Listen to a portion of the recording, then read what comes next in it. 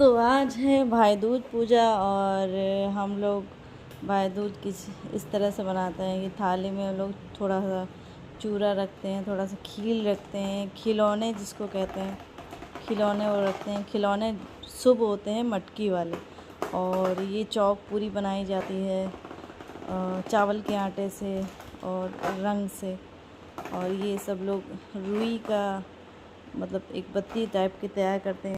यही बत्ती जो है भाइयों के सिर पे रखी जाती है, फिर उनको टीका किया जाता है और उनके लंबी उम्र की कामना की जाती है। और जो भाई यहाँ पर मतलब अवेलेबल नहीं होता, जैसे बाहर है या कहीं बाहर पढ़ाई करने गया, बाहर नौकरी करने गया, तो उसमें कंडीशन में क्या होता है कि हम लोग यहीं पे एक जो ये बना हुआ है इसमें भाइयों की शक्ल बनी हुई है, तो यहीं पे टीका कर लेते हैं और अपना व्रत खोल लेते हैं। क्योंकि हम लोग अब सुबह से लेकर अभी तक कुछ भी नहीं खाए हुए होते हैं, क्योंकि ये पूजा जो है व्रत रह के करनी होती है। और मेरी ये बड़ी वाली दीदी आ गई हैं रेडी होके, सब लोग मिलके वही अपना रुई की क्या बोलते हैं उसको सिर पे रखने के लिए बनाते हैं। जैसे राखी होती है वैसे ही ये सिर पे रखने के लिए होता है। बाबू भी मेरा इसमें इन्वॉल्व था, वो भी कोशिश कर रहा था, कुछ नई चीज़ों को देख रहा था, ऑब्ज़र्व कर रहा था। और ये स्टोरीज़ होती हैं, इसमें जो है थोड़े सरसों के दाने लिए जाते हैं और चूरा लिया जाता है, फिर स्टोरी ख़त्म होने पर उसको डाला जाता है इस चौक के अंदर। और इसमें गाने भी होते हैं भाइयों के ऊपर, तो वो गाने तो हम लोग को बहुत कम आते हैं। कोशिश हम लोग करते हैं कि हाँ एक गाना तो एटलीस्ट गाएं ही।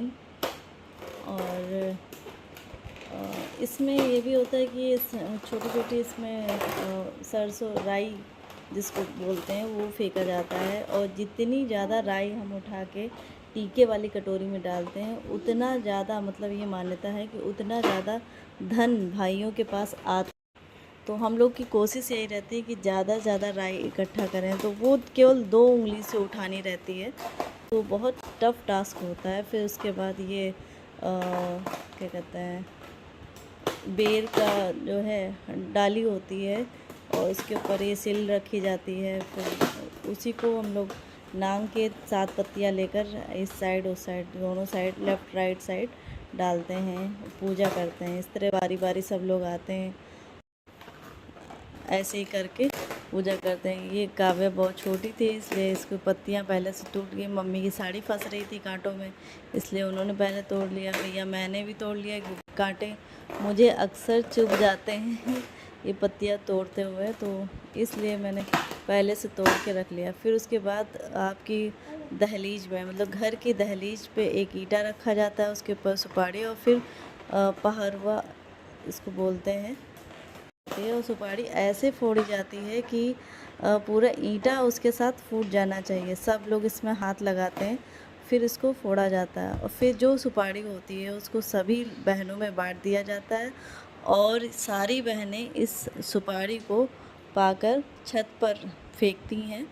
और जितना ऊपर जाता है उतना मतलब भाई के लंबी उम्र की कामना की जाती है। ये देखिए कोशिश की जाती है कि ये सुपारी भी टूट जाए और क्या कहते हैं ईंटा भी साथ में टूट जाए। ये देखिए ईंटा तोड़ने पे ज़्यादा जोर दिया जाता है। ये अपनी मान्यता होता है, कल्चर होता है, काफ़ी अच्छा लगता है। और सब लोग सुपारी बाद में ढूंढते हैं, क्योंकि इतनी छोटी सुपारी टूटती है तो और टुकड़ों में बट के इधर उधर चिटक जाती है, तो उसको ढूंढना पड़ता है। फिर हम लोग ज़रा फ़ोटोग्राफ़ी में लग गए। फिर हम क्योंकि भाई रेडी नहीं था तो हम लोग ने कहा चलो फ़ोटोग्राफ़ी कर लिया जाए। और मैंने सोचा थोड़ा मैं भी फ़ोटोग्राफ़ी कर लेती हूँ, मज़ा तो आता ही है कुछ नई नई चीज़ें बनाने में, उसको करने में। अच्छा ये फेस्टिवल है चाहे रक्षाबंधन है, एक अपनी अलग मान्यता होती है सारी फेस्टिवल की। काफ़ी सजना संवरना सब कुछ करना। ये मेरी बहन अपने ससुराल से आ